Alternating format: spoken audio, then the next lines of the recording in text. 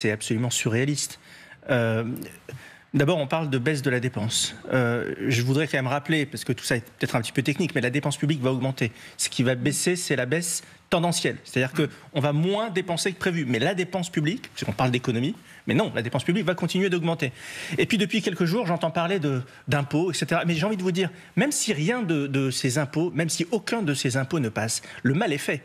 Si vous étiez investisseur étranger, vous, est-ce que là, en écoutant ce que vous êtes en train d'écouter, est-ce que vous mettriez la France dans votre équation ?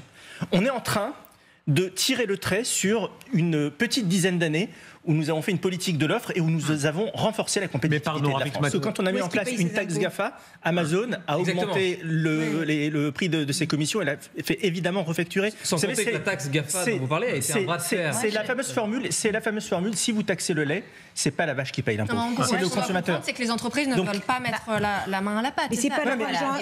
Un dirigeant, quand il dit qu'il va avoir un problème, là,